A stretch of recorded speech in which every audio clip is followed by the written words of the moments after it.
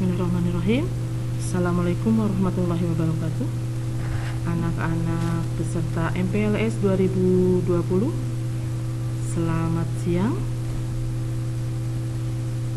Hari ini Ibu akan memberi paparan tentang wawasan wiyata mandala.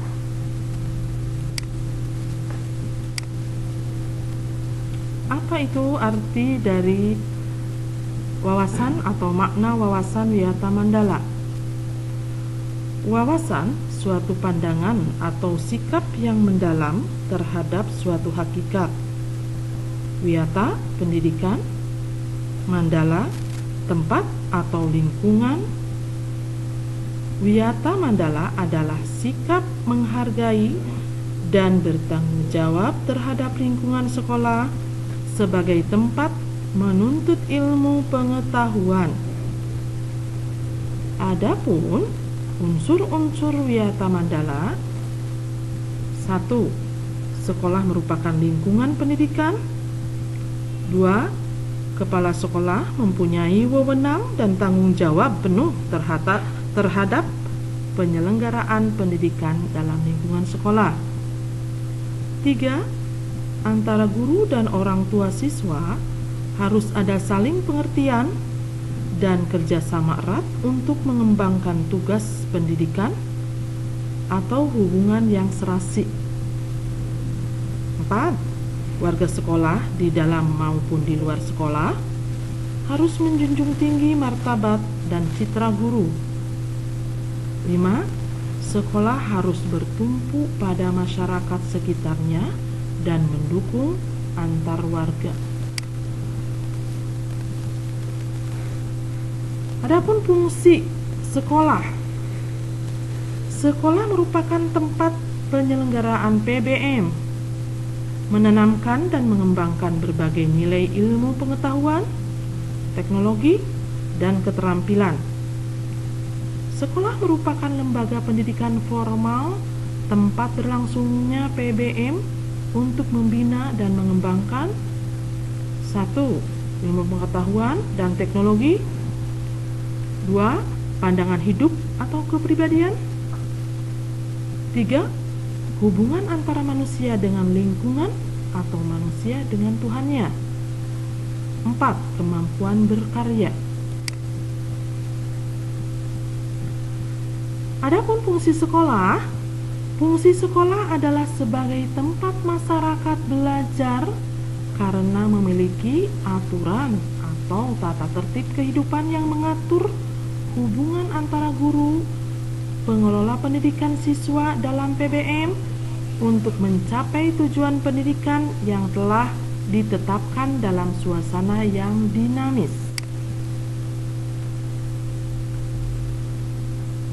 Ciri-ciri sekolah sebagai masyarakat belajar: ada guru dan siswa, timbulnya PBM yang tertib, tercapainya masyarakat yang sadar, mau belajar dan bekerja keras, terbentuknya manusia Indonesia seutuhnya. Selanjutnya kita lihat prinsip sekolah. Sekolah sebagai wiyata mandala selain harus bertumpu pada masyarakat sekitarnya, juga harus mencegah masuknya faham, sikap, dan perbuatan yang secara sadar ataupun tidak dapat menimbulkan pertentangan antara sesama karena perbedaan suku, agama, asal-usul keturunan, tingkat sosial ekonomi, serta perbedaan paham politik. Sekolah tidak boleh hidup menyendiri, melepaskan diri dari tantangan sosial budaya dalam masyarakat setempat. Sekolah itu berada. Sekolah juga menjadi suri teladan bagi kehidupan masyarakat sekitarnya, serta mampu mencegah masuknya sikap dan perbuatan yang akan menimbulkan pertentangan. Untuk itu, sekolah memiliki prinsip-prinsip sebagai berikut. 1. Sekolah sebagai wadah lembaga yang memberi bekal hidup. Dalam hal ini, sekolahnya bukan hanya sekedar lembaga yang mencetak para intelektual muda, namun lebih dari itu, sekolah harus menjadi rumah kedua yang memberikan pelayanan dan pengalaman tentang hidup, mulai dari berorganisasi, bermasyarakat, atau bersosialisasi, pendidikan lingkungan hidup, atau PLH, atau bahkan pengalaman hidup yang sesungguhnya. 2. Sekolah sebagai institusi tempat peserta didik belajar di bawah bimbingan pendidikan. Bimbingan lebih dari sekedar pengajaran. Dalam bimbingan, peran pendidik berubah dari seorang pendidik menjadi seorang orang tua, bahkan menjadi seorang kakak. 3. Sekolah sebagai lembaga dengan pelayanan yang adil atau merata bagi stakeholdernya.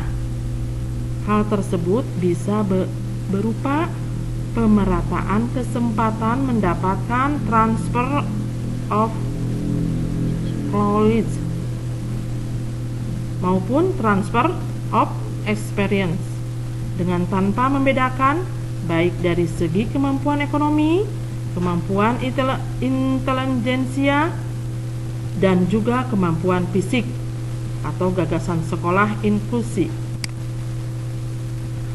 4. Sekolah sebagai lembaga pengembangan bakat dan minat siswa. Prinsip ini sejalan dengan teori multiple intelligence yang memandang bahwa kecerdasan intelektual bukanlah satu-satunya yang perlu diperhatikan oleh lembaga pendidikan, terutama sekolah. Kemampuan bersosialisasi, kemampuan kinestik, kemampuan seni, dan kemampuan-kemampuan lainnya juga perlu diperhatikan secara seimbang. 5. Sekolah sebagai lembaga pembinaan potensi di luar intelijensi. Peningkatan kemampuan intelektual, emosional, maupun kemampuan-kemampuan lainnya mendapatkan perhatian yang seimbang. 6. Sekolah harus memberikan perhatian serius untuk mengembangkan kemampuan emosional dan sosial, kemampuan berkomunikasi dan berinteraksi, kemampuan bekerja sama dalam kelompok, dan lain-lain. 7.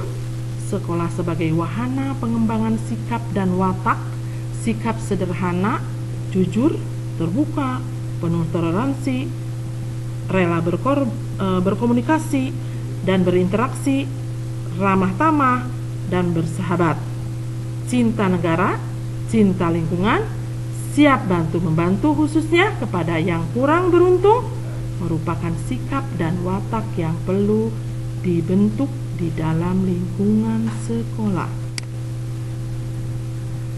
8. Sekolah sebagai wahana pendewasaan diri. Di dalam dunia yang berubah begitu cepat, salah satu kompetensi dasar yang harus dimiliki setiap peserta didik adalah kompetensi dasar belajar secara mandiri. Dengan proses pendewasaan yang diberikan di sekolah, pendidik tidak lagi perlu menjelajahi pemikiran peserta didik dengan perintah.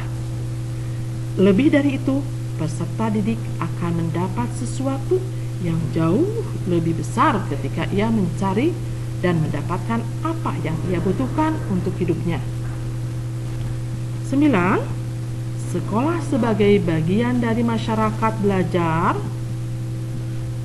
Sekolah bukan hanya sebagai tempat pembelajaran bagi peserta didik, namun juga seharusnya sekolah mampu menjadi pusat pembelajaran bagi masyarakat di lingkungan sekitar. Nah, sekarang penggunaan sekolah.